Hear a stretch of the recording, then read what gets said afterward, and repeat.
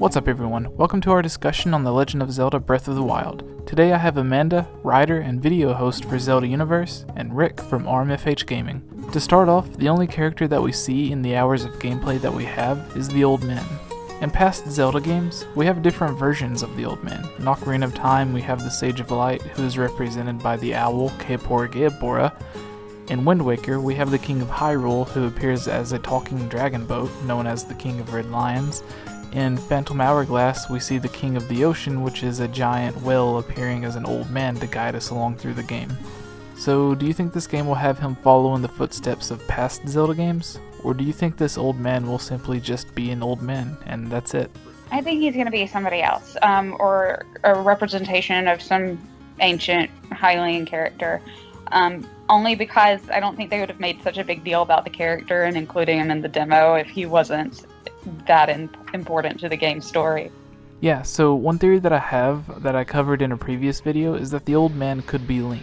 Basically, just as in Skyward Sword, Link travels back in time to defeat the main villain, but this time, when Link travels back in time, he gets stuck.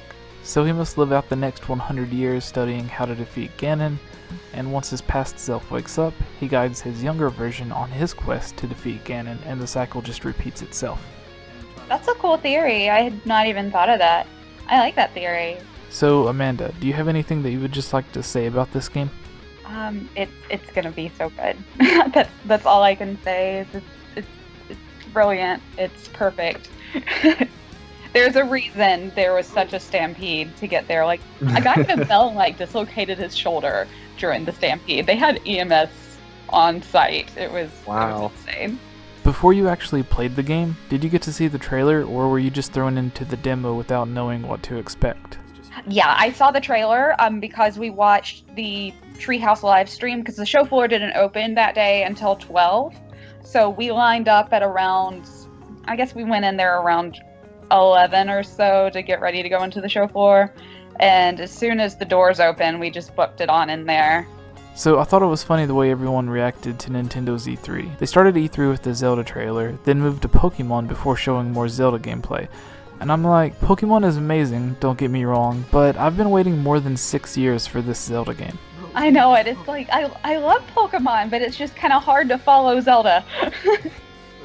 We get so much information on Pokemon already, it's not even funny.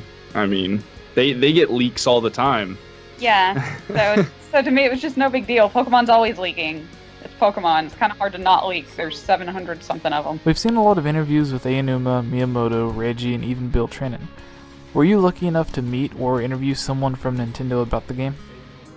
One of my friends from ZU got to meet Bill Trinen, shook his hand and everything. Another one took a picture with Reggie.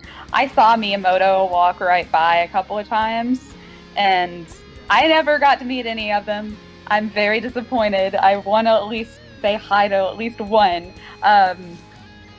It was kind of cool though. Bill Trinen knows Zelda Universe. He's like, oh yeah, I love Zelda Universe.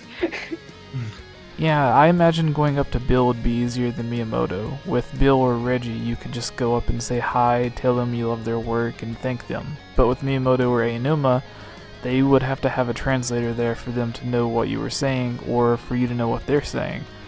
So you could go up and say, hi Miyamoto, I love your work, I'm a huge fan, thank you for everything, and he could just look at you and nod his head, or would say something back, but you would have no idea what he was actually saying and be left confused for the rest of your life. Because it would just be, she says she likes it.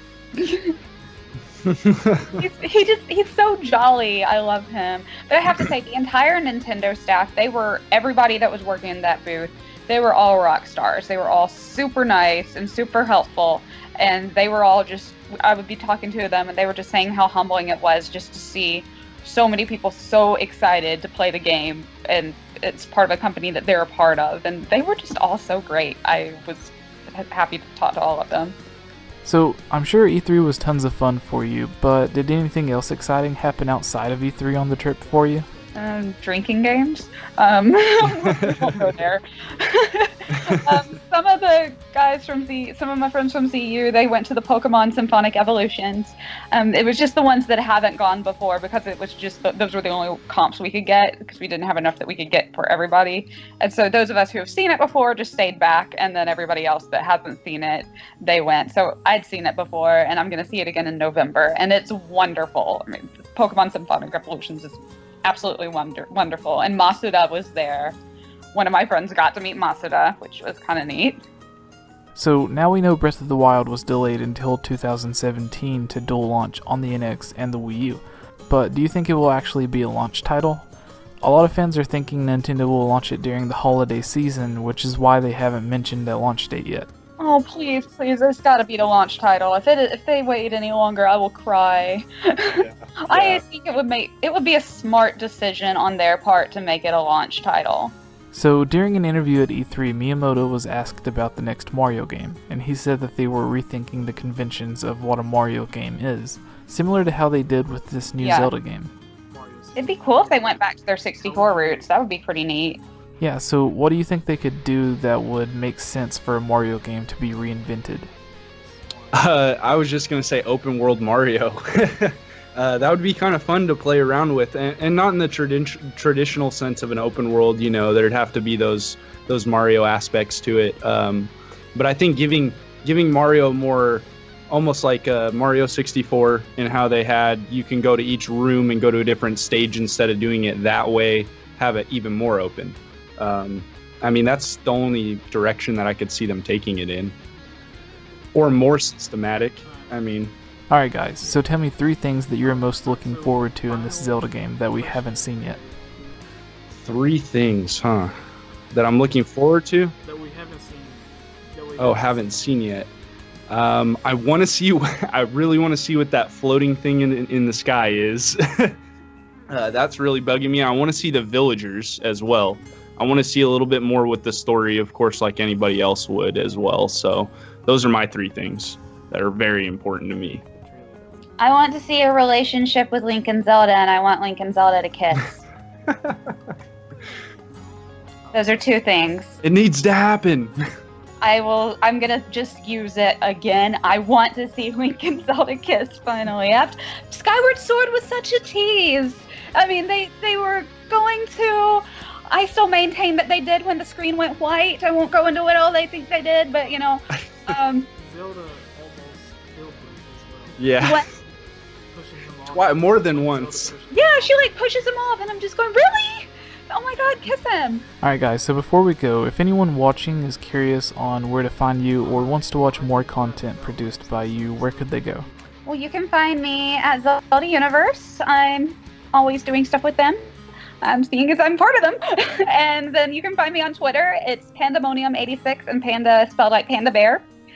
You can also see me in a couple of web series. I host Zelda News for Zelda Universe. I play Dazzler in Uncanny X-Men, which is a web series, and we just put out season 5, I think is the season we're on. We just had our episode 1 of season 5 just came out. And then Suspension of Disbelief launched last year, and that's up on YouTube as well. You can find me on Twitter at RMFH Gaming, and you can also find me on YouTube. Just RMFH is what I go by on YouTube, and you can also find me here on Jesse's channel. We do a lot of collaboration work together, so